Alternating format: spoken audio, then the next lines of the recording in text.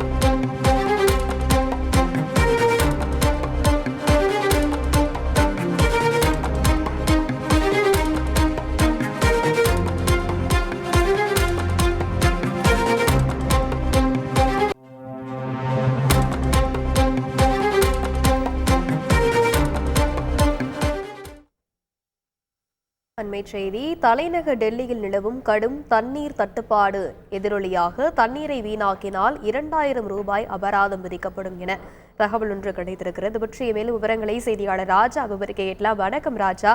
இந்த விதிமுறையானது எப்போது முதல் அமல்படுத்தப்பட இருக்கிறது? மேலும் இந்த தண்ணீரை வீணாக்குதல் என்ற பட்டியலின் கீழ் என்னென்ன விஷயங்கள் எல்லாம் அடங்கும்? வணக்கம்.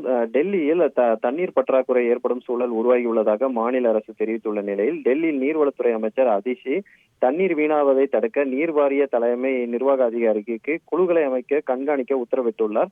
டெல்லியில் கடுமையான வெப்பச்சலனம் நிலவி வருகிறது மற்றும் ஹரியானா அரசு டெல்லிக்கு தர வேண்டிய தண்ணீரை விடுவிக்குவதில் தட்டுப்பாடு நிலவுகிறது. இந்த சூழ்நிலையில் தண்ணீரை சேமிப்பது மிக முக்கியமானது. இருப்பினும் டெல்லியில் பல பகுதியில் கடுமையான தண்ணீர் வீணாவது காண முடிகிறது. கட்டுமான தளங்கள் மற்றும் வணிக நிறுவனங்களால் சட்டவிரோத இணைப்புகள் மூலம் தண்ணீர் எடுக்கப்படுகின்றன. எனவே தண்ணீரை தவறாக பயன்படுத்துவதை தடுக்க நடவடிக்கை எடுக்க வேண்டும் என்று அதன்படி தலைமை நிர்வாக அதிகாரி டெல்லி முழுவதும் 200 குழுக்களை உடனடியாக நியமித்து நடவடிக்கை எடுக்க அறிவுறுத்தப்பட்டு இருக்கிறது. தண்ணீர் குழாய்கள் மூலம் வாகனங்களை கழுவுதல், தண்ணீர் தொட்டிகள் நிரம்பி வீணடிப்பது, கட்டுமானம் அல்லது வணிக நோக்கத்திற்காக நீர் விநியோகத்தை பயன்படுத்துதல் ஆகியவற்றை கண்காணிக்க குழுக்கள் நாளை காலை முதல் பணியில் ஈடுபடுத்தப்படும். மேலும் தண்ணீரை வீணடிப்பவர்களுக்கு 2000 ரூபாய் அபராதம் விதிக்கப்படும் என தெரிவிக்கப்பட்டிருக்கிறது. விரிவான விவரங்களுக்கு நன்றி ராஜா. இப்போது புதிய அறிமுகம் ஆச்சி ஹோட்டல் சாம்பார் மற்றும் ஆச்சி இடிச்ச சாம்பார் 50 கிராம் ரூபாய் 20 மட்டுமே.